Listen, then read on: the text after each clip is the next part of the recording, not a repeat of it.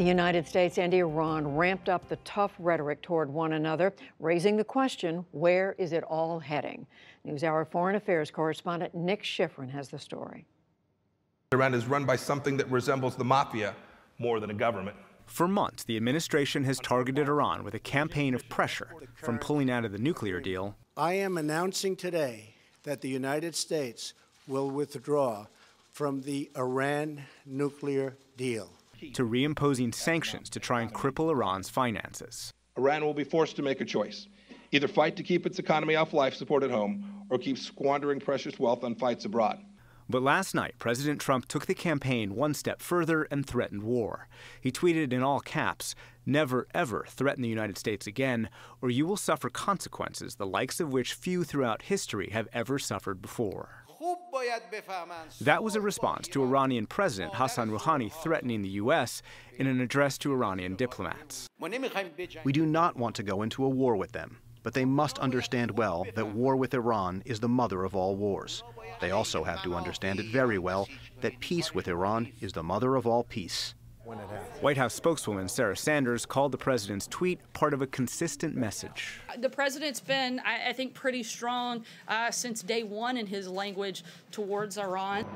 That language has included demands for extensive fundamental shifts in Iranian behavior. The U.S. wants Iran to permanently abandon its nuclear program and its missile program, end support of proxy groups such as Hezbollah. And the U.S. castigates Iran's religious leaders as corrupt. Judging by their vast wealth, they seem more concerned with riches than religion. These hypocritical holy men have devised all kinds of crooked schemes to become some of the wealthiest men on earth while their people suffer. Yesterday, Secretary of State Mike Pompeo arrived to a clapping crowd at the Ronald Reagan Presidential Foundation.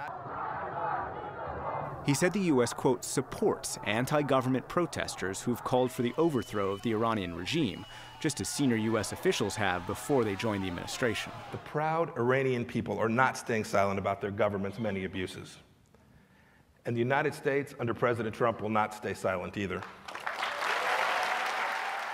When the United States sees the shoots of liberty pushing up through Iraqi soil, we pledge our solidarity. More than at any time since, say, the early 1980s, the regime is deeply worried about its internal politics, about its capacity to survive.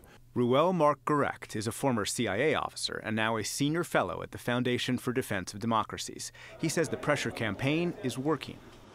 Companies that invested in Iran, such as European aircraft manufacturer Airbus, French oil company Total, and French automaker Peugeot, have all pulled out. Since late last year, the Iranian rial has lost half its value. And this year, Iranians have demonstrated against corruption and economic policies and demanded regime reform.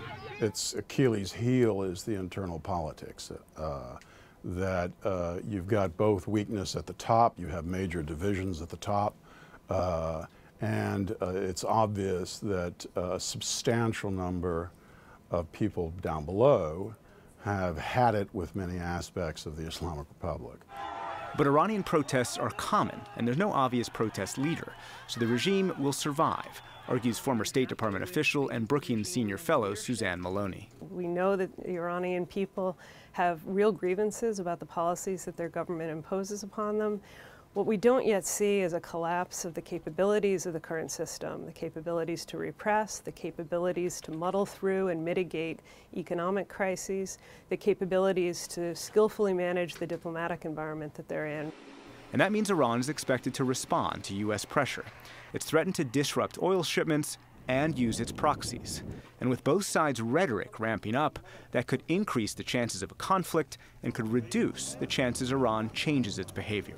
They're pushing as quickly as possible and as robustly as possible to try to get to a position of a change in Iranian position. And I think that's unlikely to pay off in the short term. Iran has been a 40-year problem for a reason.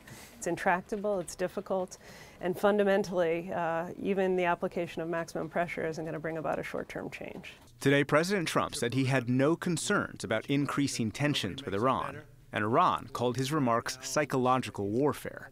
So in the short term, the Twitter diplomacy and the saber-rattling from both sides are expected to continue. For the PBS NewsHour, I'm Nick Schifrin.